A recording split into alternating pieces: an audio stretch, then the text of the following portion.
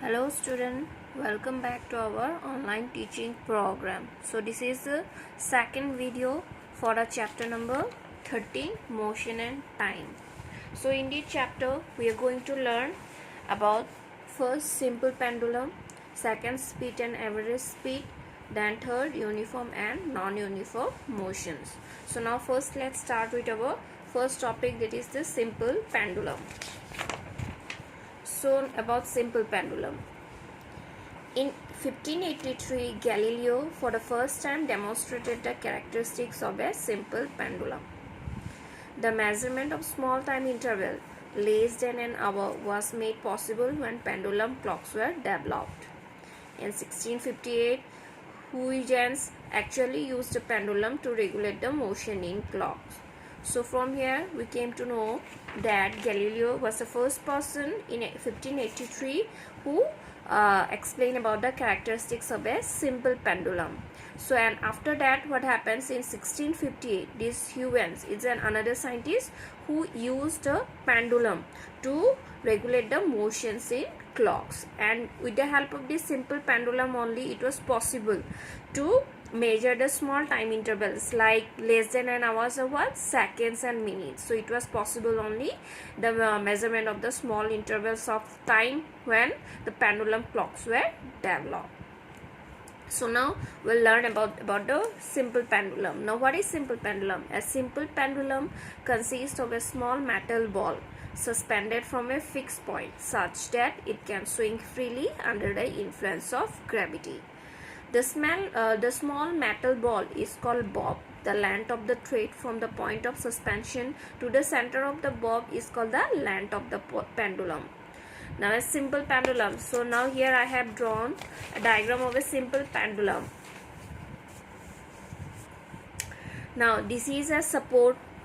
So here this support is the fixed point. So from this fixed point what happens, there is a string or there is a thread being fixed to this support. So this is the string or the thread, and this thread, at the end of this thread there is a metallic ball is being fixed. So this metallic ball is also known as a bob, and this is the thin long thread, and the distance between from the fixed point to the bob, that distance is known as the length of the thread. So here if you suppose this is the same, here what happens, this is in rest position and this is in motion. Suppose this the metallic bob which is being attached to the fixed point, if you just push from one side, then what will happen, it will start swing from one side to the another side. So what happens, this metallic ball, when you push from the B, suppose you are pushing it from the B side, then what will happen, then B it will get into the A, then it will into the C. So here it is A, when it doesn't move, when it is in the rest position, that what happens, this position, this is known as equilibrium, or it is also known as mean positions. And the maximum distance from the mean position, that displacement, that distance or displacement, that we call it as an extreme position. This B and C are known as extreme position. This is the L is the length of the thread. So here we are showing how it moves. So it is in this pendulum is in the motion, and this is in the rest position. So now what happens, in the figure A, what happens, shows that pendulum is in the rest position. This rest position is also called mean position. So when the metallic ball remain in rest, then it is known as rest position, or it is also known as mean position. The position where the bob is at maximum distance from the mean position are called extreme position, which already I had explained. So when it remains from the mean position at maximum distance, then that is known as the extreme position. So figure B, the motion from B to C, when the metallic ball move from B to C and again return to the B, then it complete one oscillation. The maximum displacement of the bob from its mean position is called amplitude of the pendulum.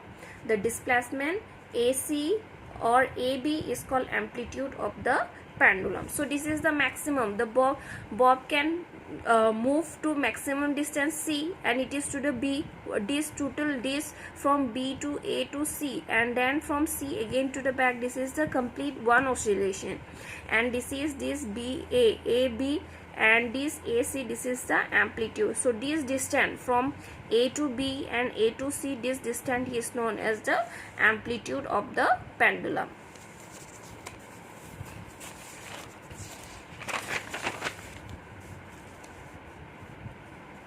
The time taken by the bob to complete one oscillation is called the time period of the oscillation. It is denoted by the T. So when the bob complete one oscillation, that means from B to C, and then again return back to the B, then it is known as a time period. The one oscillation is known as the time period, and that time period is denoted by the letter, capital letter T.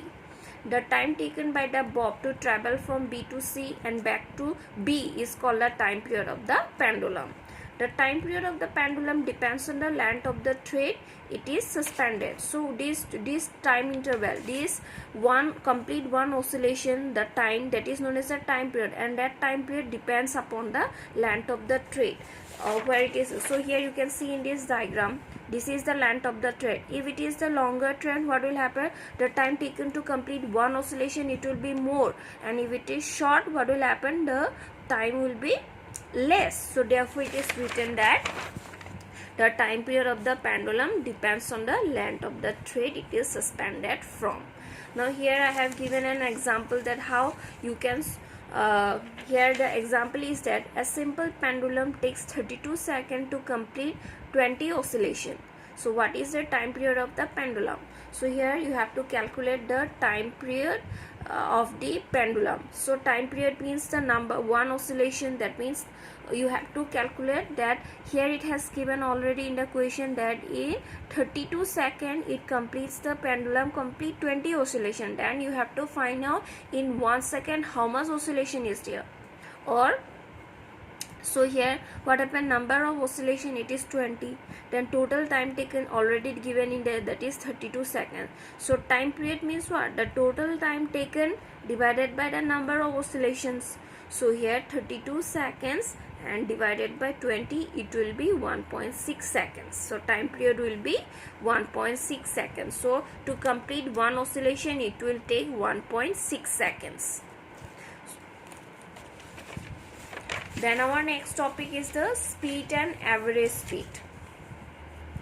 Now this speed, this is a scientific time we use to distinguish between fast and slow, is known as a speed.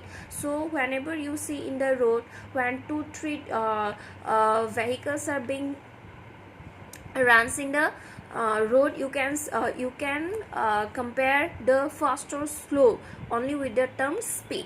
So speed can be defined. How it can be defined? So it can be defined as the distance traveled by an object in unit time is called its speed. That the speed of a moving body can be explained by the relation speed is equal to distance traveled divided by time taken. So only with this help of the speed only we can know how fast a vehicle is, whether it is a fast or whether it is a slow. We can only differentiate only with the help of the speed.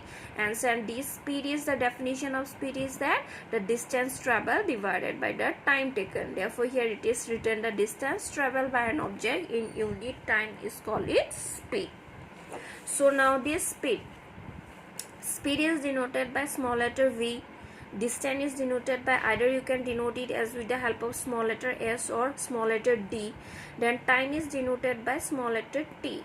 So if a body cover a distance as in time t, then the speed v is given by the putting this small v as and t. Here the speed in the speed you can put the small v, then in the distance travel you can either put small s or d, and time taken you can put it small t. So this is a formula to find out the speed of any vehicle.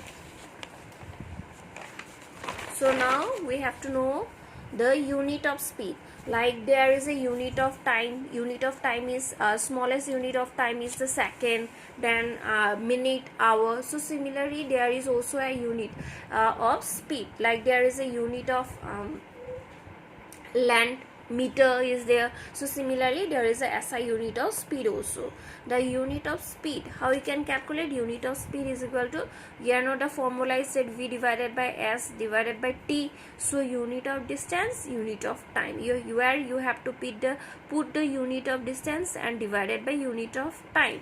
So the SI unit of speed, so distance unit of distance is meter, then unit of time is second. Here meter per second, you can write it m by s, or you can write it m per second, or you can write it meter per second inverse. So speed can be expressed in different unit as described below. So here what happens, this is in meter per second, there are centimeters also. So similarly we can express in three different way. One is centimeter per second, or meter per unit, or kilometer per hour. So the speed, what happens, the speeds of fast moving bodies are generally expressed in kilometer per hour. So the fast moving, for example aeroplane, so the speed of an aeroplane we can use the unit kilometer per hour, because it is very fast. So where there the speed of slow moving bodies are expressed in centimeter per second. Like for an example, the speed of a tortoise, so tortoise they move very slowly, so there we can use the unit centimeter per second or meter per minute.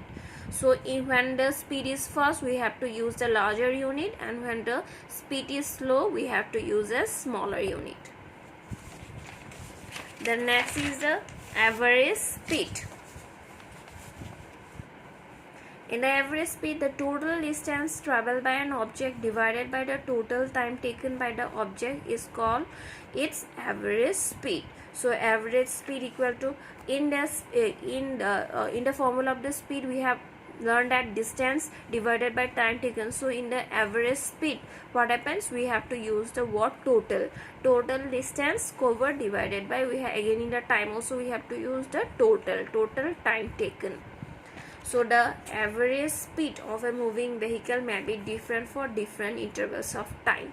So it may be different for different intervals of time. So these are the formula you have to memorize here. The speed we have, speed is equal to distance traveled divided by time taken, or in the simple formula you can use it, V equal to S by T. So this if in your questions, if it is required to find out the distance, then what happens, distance traveled, distance here, this is the distance, speed is there square, so you have to multiply speed into time. So next formula, distance, to find the distance traveled is equal to speed into time taken, or S equal to V into T. Similarly, if you want to find the time, then here you have to put the time taken, then you have to put the distance divided by distance traveled divided by speed. So these are the main formula, is the speed equal to distance traveled by time taken. So from this formula you can find out the distance also, you can find out the time also, you can find out the speed also. So next here is a speedometer. To find the speed, so it is a speedometer, it is a device that indicates the speed of a vehicle when it is in motion. So this speedometer, what happened, this speedometer is fitted on the top of a scooter or in the motorcycle, or you can see this speedometer in the dashboard of the car and buses also. This instrument help us to find out the speed of a vehicle. So and next is the odometer. So it is a device that measures the distance traveled by the vehicle. So it is also an instrument with the help of which we can find out that how much distance the vehicle have been covered. So by knowing the odometer readings, one can estimate the distance traveled by any specific time by plotting a distance time graph also. So about graph we will study in our next video. So these speedometer and odometer are the two devices or an instrument with the help of which speedometer we can measure the speed of a vehicle, and with the odometer we can find out the distance covered by the vehicle.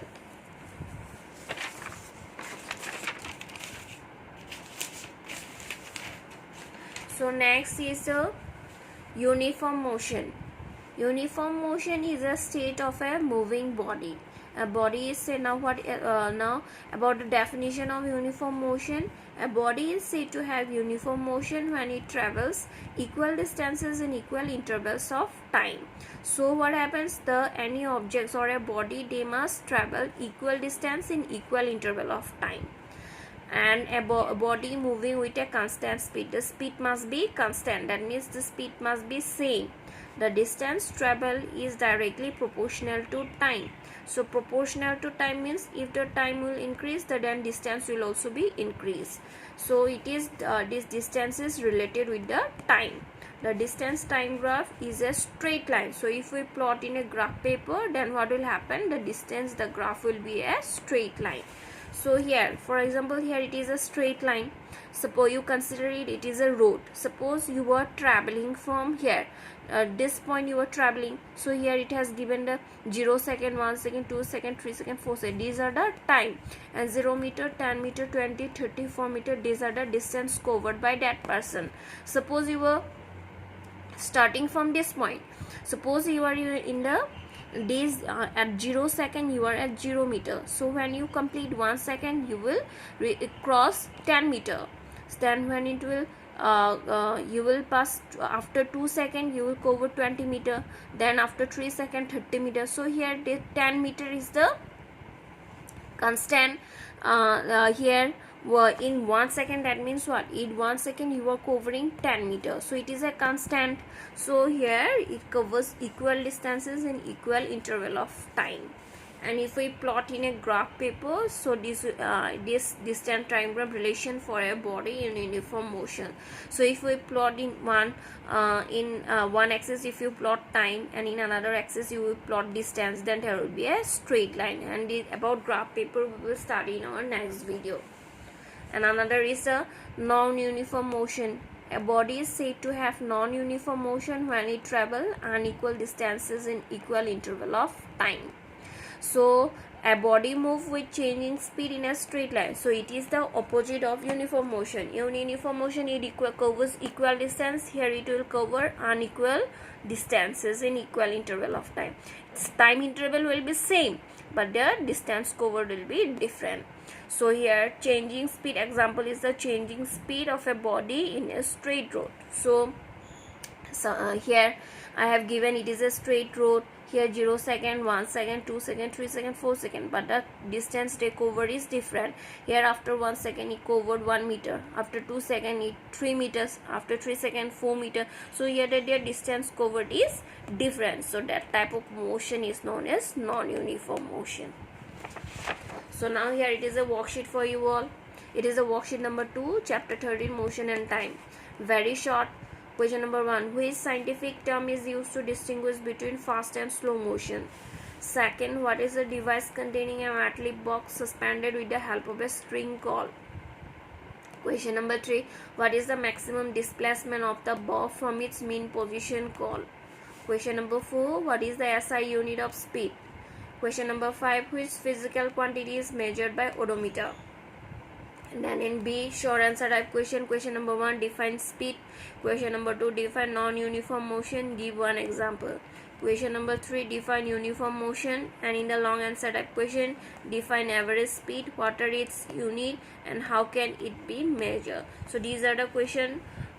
Go through the PDF thoroughly.